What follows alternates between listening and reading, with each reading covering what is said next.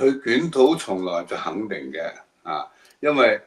對我嚟講，我雖然唔係咩醫學專家但係習近平係做咗一個好荒唐嘅事，係當時佢大力倡議就大力推行呢個叫做清零清零動態清零即係佢嘅清零嘅意思啦，係荒謬到咩咧？即係話咧，要喺中國大陸咧，將新冠病毒全部咧殺晒清零變成零，根本就唔可能嘅呢個問題喺醫學專家個個都基本上所有嗰啲比較公正嘅正常嘅醫學專家唔係中國大陸嗰啲，中國大陸嗰啲都有叻人，但係唔敢講但係外國嘅醫學專家，即係有言論自由地區嘅醫學專家，都係話唔可能嘅，清零係唔可能嘅。唔單單係唔可能，而且咧係會有問題。點解咧？佢話因為咧，如果你真係能夠清晒零咁咧，同埋咧冇人再受到呢個病毒嘅侵擾咧咁好可能絕大多數嘅人咧係冇呢種自然嘅免疫能力，所以咧。而呢個病毒咧，因為病毒係數量係非常非常大我諗用億都計唔到嘅以千億計、萬億計、億計充滿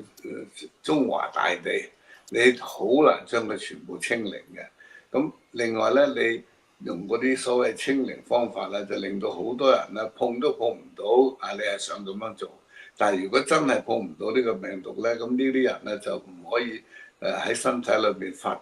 展出一種自我嘅免疫能力。自我免疫能力係遠遠勝過打疫苗出現嘅免疫能力咁所以好多國家咧係唔同意呢個即係用清零嘅辦法嘅冇所謂。佢哋認為好多人咧。尤其是最出名嘅就係北歐嘅國家瑞典，當時瑞典咧喺即係新冠疫情最嚴重嘅時候咧，中國大陸到處去搞嗰個封鎖封控連德國都好學唔學佢哋搞好多封控，瑞典冇，全部即係非常少嘅封控。譬如話呢個集會100人以上嘅集會暫時取消向後推但係100人冇所謂所以個個餐館仍然開張嘅開住嘅學校亦都冇停學冇所謂唔止係可能唔止100，因為1000人以上嘅集會先至要唔俾進行係嘛？總之成個國家係好即係我當時都去過瑞典啦佢都好似冇事咁樣係嘛？有啲人戴口罩，但係都冇強迫，你想戴就戴，唔想戴就唔戴係嘛？結果人哋發現喺瑞典度死嘅人絕對唔多於其他國家而且死嘅人絕大多數係老年人咁老年人佢係咪真係死於新冠病毒還是其他原因都好難講係嘛？就算佢係死於新冠病毒嘅。但係都唔係比其他國家嘅人多咁所以咧，但係佢嘅好處，佢哋自己認為嘅好處係咩咧？以後呢個病毒捲土再來嘅時候咧，好多人就有一種天然嘅免疫能力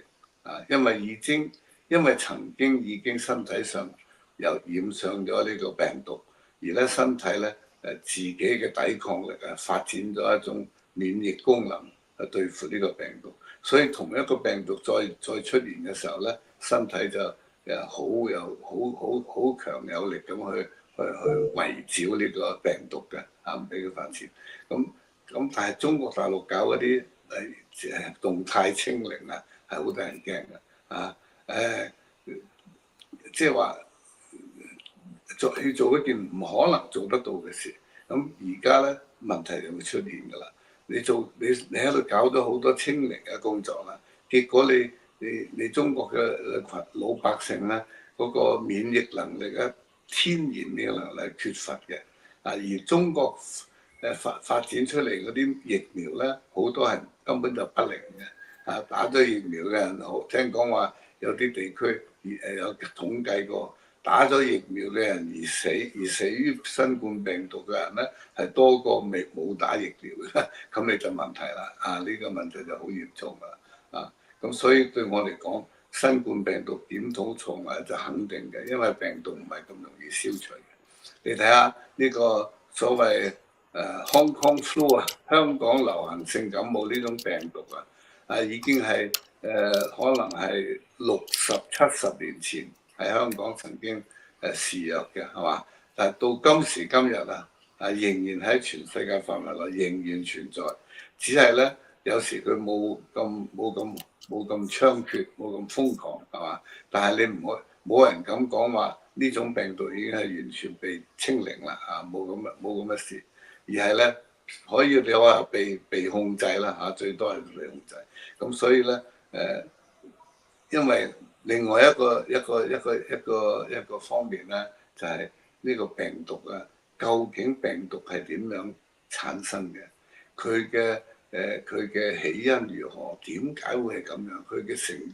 成個呢個來龍去脈咧，係醫學家咧係唔係完全了解晒嘅？點解有啲人一碰到呢啲病毒就一命嗚呼，有啲人全身充滿呢個病毒，仍然係健康自如乜事都冇嘅？點解咧？有冇人解釋到咧？冇人。有啲人話因為有個人嘅抵抗力唔一樣咁我就問啦，點解人嘅抵抗力唔一樣咧？你話因為遺傳因為營養營養肯定唔會係解決問題嘅，仲主要原因基因咧都可能係嘅